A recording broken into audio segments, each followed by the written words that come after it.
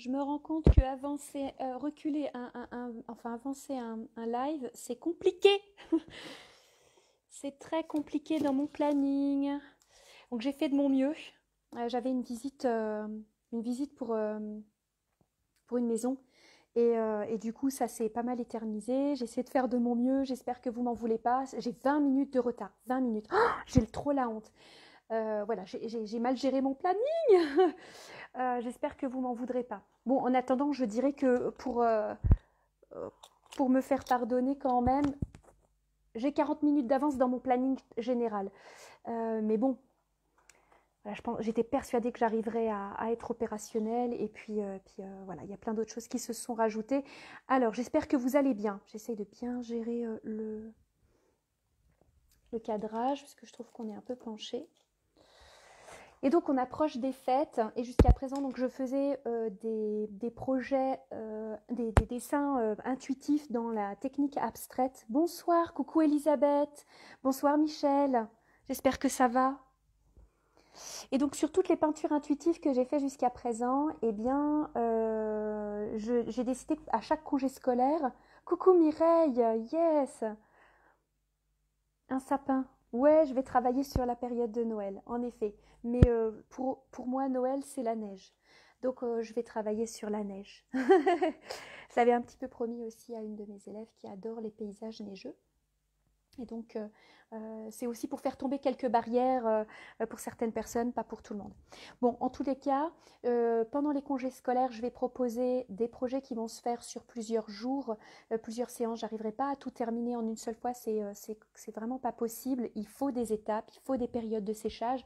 On est obligé, je suis tributaire finalement dans ma technique de ces moments de séchage pour faire du figuratif. Donc, pendant les congés scolaires, il y aura des figuratifs. Donc, on commence les congés scolaires normalement dans 2 semaines. Mais j'ai décidé d'en commencer un peu plus tôt parce qu'il me demandera peut-être un petit peu plus de temps. Donc, je vais le faire tous les mardis soirs. Et il y aura une nouvelle étape tous les mardis soirs sur le projet figuratif. Donc, je vais vous montrer un petit peu à quoi il ressemble et à partir de quoi je vais me baser. Donc, on va apprendre à réaliser ce projet-là ensemble. Alors, bien entendu, moi, je vais aller dans l'interprétation. Donc, c'est là que je vais juste faire un petit coucou rapide à Maryse, qui avait une question très, très pertinente sur Messenger, en message privé. Oui, Aurore, recopier tout le temps, il faudrait je suis tout le temps dans le perfectionnisme de la copie. J'aimerais bien pouvoir sortir un petit peu de ça et ce qui serait pas temps pour moi de maintenant d'inventer, mais elle se sent complètement perdue dans le fait d'inventer. Alors moi je parle toujours du principe qu'on copie, qu'on maîtrise et ensuite on invente. Copier va nous demander des années et des années. Si vous saviez, moi j'apprends à copier depuis l'âge de 15 ans. Donc ça fait 30, ah, je vieillis. Attention, ça fait 20 ans, 25 ans que je fais de la copie. J'en fais encore, mais on sort de la copie à un moment donné quand on interprète, quand on a maîtrisé certains outils et certaines techniques d'autres artistes, quand on s'est enrichi de ça, eh bien ça nous permet après d'évoluer et de pouvoir euh, transmettre des idées, des moyens graphiques qu'on a compris ou qu'on aime bien faire dans d'autres projets. Donc là, si on fait une petite analyse d'image, on est sur le premier tiers, nous avons l'horizon. Les 2 tiers suivants, c'est une grande partie du ciel, donc où on fait des lavis, où on va travailler sur des aplats. J'ai une petite idée, je vais certainement travailler encore une fois sur du mix média, donc tous les mélanges possibles. Michel, mince, je maîtrise pas, mais bon, je me lâche. Exactement, quand on ne maîtrise pas, il faut savoir se lâcher, mais ce n'est pas le cas de tout le monde, Michel. Quand tu as une idée, tu essayes de trouver tous les moyens possibles pour pouvoir mettre en œuvre ton idée. Et il y en a d'autres qui n'ont pas d'idée, mais qui vont se lancer en lâchant prise et en faisant confiance à ce qui arrive, au hasard, pour pouvoir après composer et faire avec. Et tu en as d'autres qui ont besoin d'avoir une sécurité du modèle, une sécurité technique, savoir utiliser leurs outils, savoir utiliser leurs couleurs avant de commencer. Et donc, chacun est vraiment différent. Il y a beaucoup de profils qui se présentent de plus en plus avec les lives que je fais sur Facebook. J'ai plus de 100 élèves aujourd'hui en présentiel, mais je me rends compte que sur les réseaux sociaux, il y a des milliers de personnes qui ont des profils encore différents de tous mes élèves. Donc, voilà, c'est très très riche et ça me permet aussi de pouvoir sortir de ma zone de confort, moi en tant que pédagogue, et de pouvoir mieux comprendre comment est-ce que vous fonctionnez. Coucou Isabelle, ça s'est bien passé le trajet? J'espère que vous avez fait gaffe. Hein. Bon, si tu es là, c'est que oui. Donc on va réaliser ce projet-là pendant les prochains mardis jusqu'à Noël et Nouvel An. Tout dépendra de comment est-ce qu'on va arriver. Donc on disait, les 2 premiers tiers sont au ciel, le dernier tiers est au sable, non, à la neige. Yeah, Nicolas. Ouais, je suis contente de te voir aussi. Ensuite, si on regarde bien de là où se délimite notre arbre enneigé, les 2 premiers tiers sont pris et on a un tiers de vide. Donc on va dire qu'on a pas tant que ça de vide en fait dans l'espace. Hein. Il y a beaucoup de choses qui remplissent notre composition. Donc on va dire qu'on a un tiers de vide pour 2 tiers de plein. Ensuite, bon, ben, ce petit espace-là, bon, je crois voir des lampadaires, il doit y avoir un chemin avec des fils électriques, mais je vais peut-être pas les mettre, par exemple. Ça n'apporte rien à ma composition, hormis savoir qu'il y a de la vie humaine. J'ai pas envie de mettre de la vie humaine ici. Là, la partie penchée ici est intéressante parce qu'elle vient en opposition de cette ligne-là. Donc voilà, je rentre par le petit coin là, ici. Le bleu m'empêche forcément dans l'angle de me barrer. Et ça, par contre, si je me barre quand même, hein, je me barre ici. On va essayer de trouver une solution pour ne pas se barrer. Ok? Super, je suis contente, tiens, Isabelle. Donc, on va travailler sur ce sujet-là. Ça ne ressemblera pas exactement, mais ce n'est pas l'idée. Moi, je ne suis pas là pour faire de la photocopie. Bien que je sois capable totalement de le faire, je peux vous l'assurer, mais ça ne m'intéresse plus. J'ai vraiment besoin d'avoir cette interprétation, cette spontanéité, cette légèreté qu'on a du mal après à retrouver dans une reproduction, dans une photographie. La photo est là pour ça, l'imprimante est là pour ça. Quel est l'intérêt de faire aussi bien et aussi proche, hormis se satisfaire soi-même de réussir à faire la photocopieuse. J'ai passé en fait, moi, cette étape-là, mais je comprends qu'il y en a qui aient besoin d'avoir une belle reproduction parce que ça signifie pour eux de savoir bien peindre. Eh bien non, je vous assure que ce n'est pas parce que vous savez reproduire quelque chose à la perfection que vous savez bien peindre. C'est quand vous saurez interpréter votre sujet et votre parti pris qui est le plus important dans l'idée, que forcément vous allez pouvoir en ressortir quelque chose de... je vais mettre les lignes quand même. Voilà, ça c'est mes lignes directrices. Ça va parler à qui? À Muriel. Muriel, j'ai même presque une maison là qui se dessine. Voilà, ça va me permettre de pouvoir bien gérer ma composition. Vous allez voir, je vais vous la dessiner. Et ben en fait, je vais faire sans gomme. Non, j'ai une gomme Nitka. J'allais dire, il n'y a pas de gomme ici. Donc du coup, je vais dessiner toutes mes lignes directrices. Vous voyez, je ne sais pas dessiner. Si, bien sûr que si, mais l'idée, elle n'est pas là. Hein. C'est vraiment de vous faciliter la vie et de vous rendre compte que c'est très très facile d'installer. Voilà. Voilà, une composition. Je pense même que je peux, voilà, un peu plus vers là. Donc vous voyez, ce qui se dessine là, c'est vraiment les lignes directrices que moi j'ai mis sur mon dessin pour pouvoir installer mon... attendez, je crois que là on voit mieux. Voilà. J'ai tout installé. Pour moi, je sais où est-ce que chaque chose va se placer et ça va être très très pratique. Je sais que je vais avoir des petits arbres qui vont se placer là, d'autres là. Je vais pouvoir dessiner un peu mieux. Et en détail, un peu plus, voilà, ça déborde un petit peu ou ça creuse un peu, mais on s'en fout. Hein, vous mettez vraiment pas la pression. Quand je dis on s'en fout, c'est pas pour être péjoratif, c'est pour vraiment vous lâcher la grappe en fait, hein, que vous mettiez le moins de pression possible. Après, on a toute la descente et la tombée là de cet arbre-là.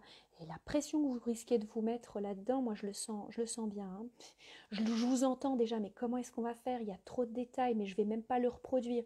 Si, vous allez faire comme ceux qui ont dessiné le super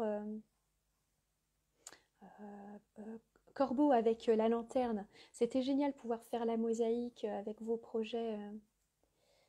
Voilà. Est-ce que vous avez vu comme je me fais pas chier en fait, hein, vous le voyez, hein, je me prends vraiment pas la tête. Hein, ça sert à rien. Voilà, je fais le squelette. C'est très bien, Nicolas. On fait le squelette et ensuite à partir du squelette, donc les lignes directrices pour moi, les pleins et les vides en fait, c'est tout ce que je nettoie, je mets en place Et le reste, ouais, on s'en fout en fait. Voilà, en fait, ce que je suis en train d'installer, ça me permet de pouvoir après placer ma prochaine technique. Je vais bosser sur la première technique que je vais employer, c'est de l'aquarelle. Alors, souvent on me dit, ouais, mais Aurore, il faut forcément utiliser tes étapes pour pouvoir, je vais faire un plus grand ici, je vais le déborder pour pouvoir bloquer le passage. Donc, il va falloir que j'en mette d'autres à l'arrière-plan. Voilà. Oui, mais Aurore, est-ce qu'il faut toujours passer d'abord de l'aquarelle, puis ensuite passer par telle technique, puis ensuite celle-ci, est-ce que c'est l'ordre? Non, il n'y a pas d'ordre en fait. Il faut juste respecter un petit peu le maigre sur le gras n'est pas possible. Par contre, il peut apporter des choses intéressantes. Donc vous pouvez quand même le faire si c'est la direction dans laquelle vous voulez aller, d'avoir ces effets un peu bizarres. Mais on y reviendra un jour. J'essaierai de trouver un sujet où en fait on met du maigre sur gras pour que vous puissiez voir les effets que ça donne et dans quel cas on peut utiliser cette technique qu'on dit impossible ou qu'il ne faut pas le faire. En fait, on peut le faire. Ça ne dérange pas, mais ça fait des effets particuliers. Donc moi j'aime bien utiliser l'aquarelle en premier parce qu'en effet c'est un médium qui est dit maigre, donc qui n'est pas gras, et qui me permet de faire des floutés, des dégradés et un premier arrière-plan très éloigné. Et chose qu'on a dans ce sujet-là, on a vraiment des choses très très éloignées, très poussées, très dégradées. Donc ça me semble intéressant de bosser sur l'aquarelle pour ça. J'aurais pu utiliser le pastel. Ça aurait pu être intéressant parce que c'est aussi faisable au pastel. Mais je pense que l'aquarelle va me permettre d'avoir moins les effets de grain que j'ai sur le papier, parce que là je viens de prendre un 300 grammes avec un grain. Alors le grain est fin, mais il y en a quand même. Donc pastel, aquarelle, je vais aller sur l'aquarelle pour avoir quelque chose de vraiment lisse et d'éloigner le maximum, parce qu'on a vraiment une très belle profondeur de champ. Et là, à mon avis, les sapins là-haut, ils sont pas juste à 10 mètres. Hein. Alors Isabelle, c'est que du bonheur pour dessiner ainsi. Ouais, voilà, exactement. Oui, vaporeux. Vaporeux, ouais, on va voir comment est-ce que ça va se faire. Mais avant de passer mon aquarelle, eh bien, il y a quelque chose qu'il va falloir que je fasse. Donc là, j'enlève juste mes traits de construction inutiles qui risquent de se voir à travers l'aquarelle, parce qu'elle est transparente quand même, faut le dire. Mais on ne fera pas d'aquarelle aujourd'hui. Eh bien non, parce qu'en fait, je vais y passer dessus quelque chose. Je vais y passer dessus. Donc là, je roule ma gomme mie-de-pain. Vous connaissez cette technique, hein, on en a déjà parlé à plusieurs reprises. Voilà. Alors j'ai déjà fait des paysages de neige, mais jamais avec autant de couleurs, donc ça va être sympa. Je vais passer du drawing gum. Est-ce que ça vous dit quelque chose, ça? Si je travaille avec du pastel sec sur mon arrière-plan, je vais déborder, c'est évident, et j'ai le droit de déborder. Mais je pourrais gommer si je déborde. Tandis que si je pose de l'aquarelle, va falloir que je me fasse chier, si je puis dire, à faire le contour du bord du machin, là, pour pas en mettre dedans, parce que sinon, je risque d'avoir des couleurs qui vont superposer, j'arriverai pas à avoir un beau bleu, parce qu'on va voir le bleu que j'ai mélangé là, et puis j'aurai pas un beau dégradé bien fichu et bien correct, parce que j'aurais été obligée de faire le contour d'abord. Non, enfin, vous voyez l'embrouille? Moi, je la vois au pifomètre, je vois déjà la connerie de faite, quoi. Donc ça va me prendre la tête comme pour vous. Donc on va utiliser des outils qui vont nous aider. Et ça s'appelle Monsieur Drawing Gum. Alors le Drawing Gum, moi j'aime bien utiliser celui de PBO, mais l'ancienne version. Donc l'ancienne version, il est sur un fond turquoise. La nouvelle version, elle sent très mauvais. Et vous avez ce bleu là qui est très foncé. On est sur un bleu, pas un bleu outre-mer, mais presque. Donc il pue, et en plus de ça, il faut le retirer dans les 24 heures, tandis que l'ancienne version est pas mal. Oui, voilà Nicolas, c'est du masquage liquide.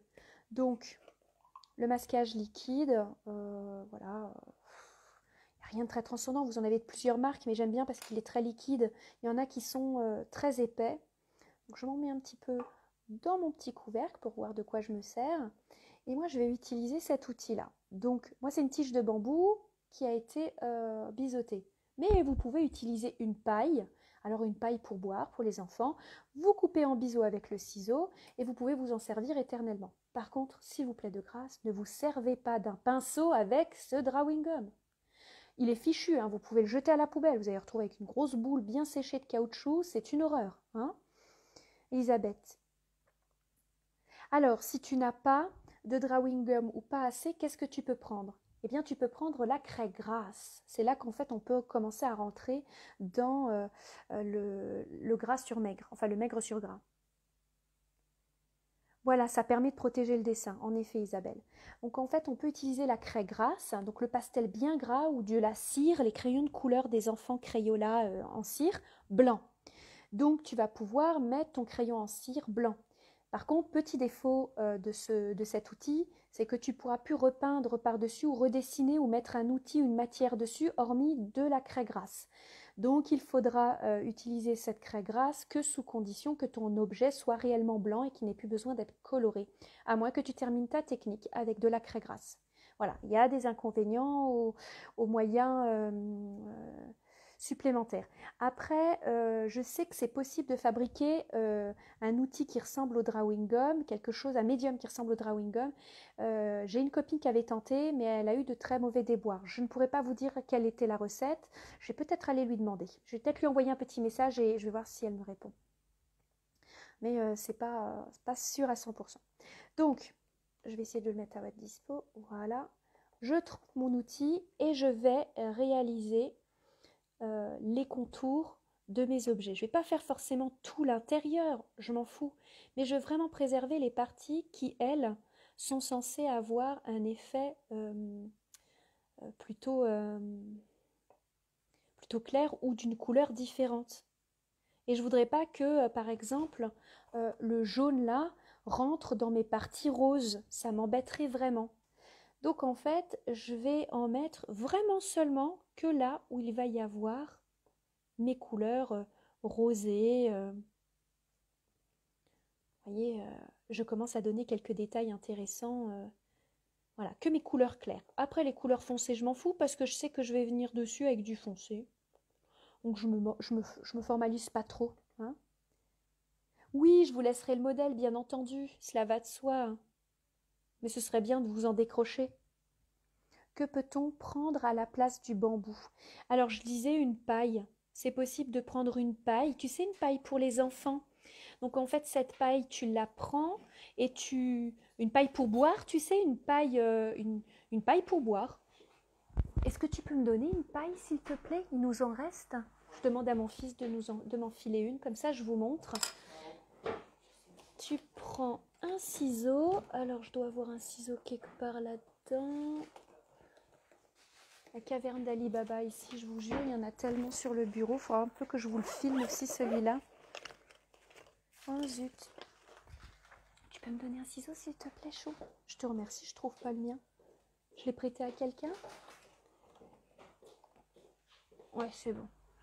Voilà. Tiens, je te montre, Isabelle. Donc, une paille pour enfant, tu vois, une paille pour boire, voilà, tout simplement. Tu prends le long côté et tu coupes en biseau. Voilà. Et en fait, quand tu vas le tremper, tu vas pouvoir réaliser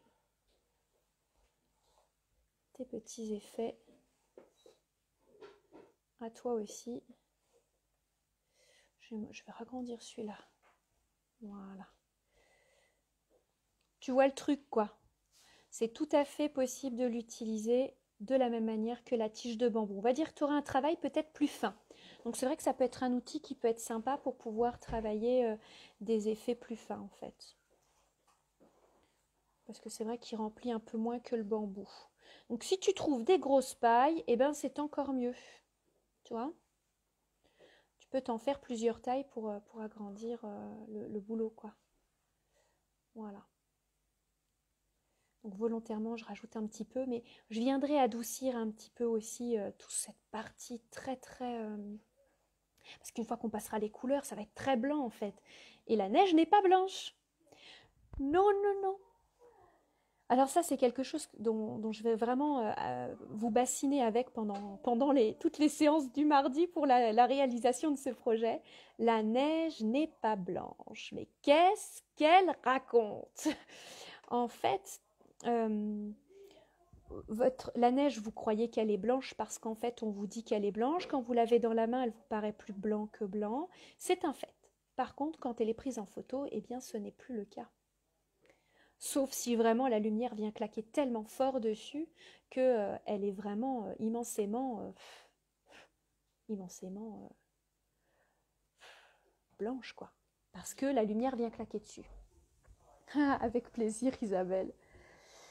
Le seul endroit blanc de ce dessin, le seul, je dis bien le seul, c'est la partie que vous avez entre le jaune et le bleu pour pas donner un vert.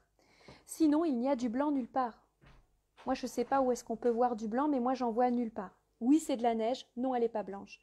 Dans 99% des cas, la neige n'est pas blanche. Donc, je mets du drawing gum, mais ce n'est pas pour préserver les blancs, c'est pour préserver mes futures couleurs que j'ai envie de mettre à l'intérieur dedans. Donc, là, je vais faire ma grosse neige qui tombe. Et vous allez voir, hein, parce que, vous voyez, ça, je m'en fous, je remplis, rien à faire. Je fais comme j'ai envie. Hop, je veux vraiment que mon contour ici soit bien propre pour avoir vraiment cette sensation de quantité de neige sur... Alors si on regarde bien, ça fait même pas des arrondis très propres, ça fait des petits zigzags, des petites vagues.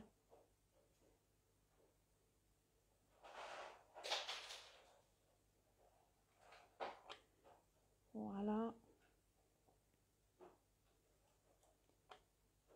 Voilà. Alors, la partie du drawing gum, c'est pas toujours un moment très glamour, mais bon, on s'accommode et puis on y trouve toujours quelques petits conforts sympas. Ça nous permet de nous familiariser avec le sujet, d'apprendre à le connaître, de découvrir un petit peu comment est-ce qu'il fonctionne, peut-être de découvrir même des nouvelles lumières, des nouvelles choses, les façons dont le sujet réagit ou les couleurs qui le comportent et peut-être même découvrir des petits personnages supplémentaires qu'on avait mal interprétés, ce genre de choses. Donc, le moment du drawing gum, c'est toujours intéressant de le faire quand même si c'est un peu long. Alors, petite chose aussi importante, quand on arrive à ce moment-là, il y a des petits espaces vides qu'on a là, c'est du ciel. Ben, on va épaissir un petit peu le drawing gum de chaque côté pour être sûr de ne pas en foutre dedans, quoi. Hein, on anticipe quand même un peu. Hein, on joue pas au radin. Parce que là, on risque de se retrouver avec une problématique qu'on ne pourra pas régler. Ou ça va être chiant à régler, en fait. Donc, quand il y a des petits coins un petit peu serrés, allez, on remplit ou on épaissit la largeur du trait, juste pour être tranquille, quoi. Voilà. On va même faire des branches là à l'intérieur, parce que je vois qu'il y a des branches là, comme ceci.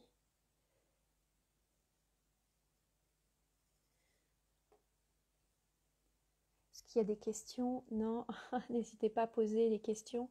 J'essaye d'y répondre en même temps que je bosse sur mon sujet. Et une fois que le drawing gum sera sec, alors on peut envisager un drawing gum qui sèche environ, allez, une demi-heure, une bonne demi-heure, ce qui vous laisse le temps de fabriquer vos couleurs tranquillou, si vous travaillez d'une seule traite en fait. Vas-y, mets la gomme. T'es excellent, Nicole, avec ces jeux de mots. C'est excellent. Excellent. Je crois que je les ressorte, mais je suis même pas sûre d'avoir la même répartie que toi. C'est incroyable.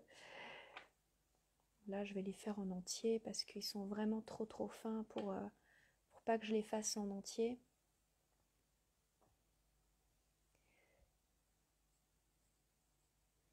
Donc là, c'est des branches sur lesquelles il y a eu de la neige en fait, et c'est ça qui va nous permettre de bien reconnaître le fait qu'il y ait des branchages là-dessous. Donc on ne va pas se priver, on va essayer de mettre en évidence le branchage, hein. C'est normal. Ah oui, il est rigolo, hein. Il est extra. Je sens que pendant notre réunion de ce soir, ça va être rigolo. On va se fendre la pipe. Alors, Voilà, je vais peut-être pas trop vous embêter trop longtemps sur la mise en place du drawing gum parce que je pense que j'ai dit le principal, mais je mettrai une photo du modèle sur la page Facebook et je mettrai une photo du drawing gum une fois fini pour que vous puissiez voir comment est-ce que je l'ai placé. Alors, une autre petite chose, c'est que le drawing gum, il faut normalement l'enlever sous 24 heures, les loulous.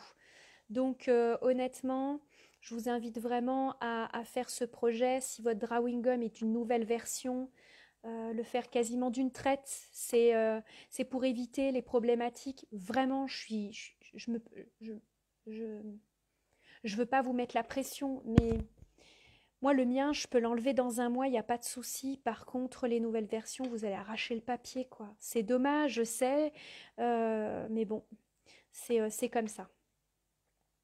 Oui. J'ai pas trouvé de drawing gum qui pouvait durer plus de 24 heures sans arracher.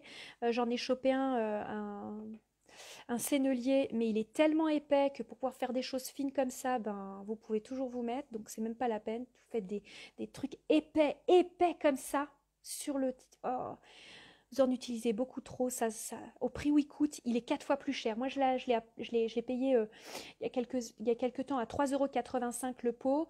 Le drawing gum, l'autre, il est à, je crois, 12 balles. Et je dois avoir juste le double. Je trouve que c'est cher quand même. Mais le mode accéléré, zut, on est en live. Oui, on est en live. J'aimerais bien être en accéléré pour pouvoir vous aider à pas être obligé de regarder là le projet pendant 107 ans. Mais j'avais des choses super importantes à dire pour Maryse, pour Muriel aussi, pour la neige blanche, parce qu'elle adore les paysages enneigés. Et elle a tendance à rajouter du blanc. Elle travaille au pastel et elle rajoute du blanc et elle rajoute du blanc. Et je lui dis, mais non, c'est pas blanc, c'est rose fluo. Mais où t'as vu de la neige rose fluo, Aurore? Mais oui, mais sur ta photo, c'est rose fluo. Mais elle veut pas me croire. Donc du coup, elle s'y fait, hein, elle s'y fait. Mais c'est vrai que psychologiquement, je me rends compte qu'il y a un blocage. Et souvent, c'est pas vos yeux qui vous... Enfin, si vos yeux vous mentent parce que votre cerveau veut pas y croire. Et c'est une vraie problématique sur le long terme pour vos couleurs. Quand vous êtes persuadé de voir un coloris, alors qu'en réalité, non, c'est pas ça. Bah vous dites mais attends, mais pourtant c'est de la porcelaine. Mais ouais, mais c'est de la porcelaine, mais elle n'est pas blanche en fait sur le dessin ou sur la photo. Et il faut vraiment... Alors, la petite astuce que je lui ai donnée pour pouvoir voir la différence entre le blanc de la neige de sa photo et le vrai blanc, c'est qu'elle a un cadre tout autour, parce qu'elle a récupéré la photo sur Instagram, et le cadre tout autour de Instagram est blanc-blanc. Et donc, je lui dis, regarde, reporte-toi avec ton œil sur le blanc du cadre de ta photo Instagram, et regarde si ce blanc, tu le vois ailleurs. Tu le vois pas ailleurs. Elle me dit, ah bah non, mince, il n'y en a pas. Bah, je dis, bah voilà, donc tu te fies que à ça. Puis ça lui permet du coup de retrouver toutes ces autres couleurs. Elle arrive à voir tous ces autres coloris. Bon, le sol n'est pas complètement... le sol n'est pas complètement droit.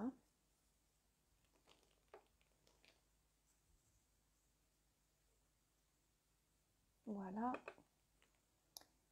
Et là, il y a vraiment des parties, je voudrais les garder propres et lumineuses. Je voudrais pas qu'il y ait trop de roses qui viennent s'y intégrer. Voilà.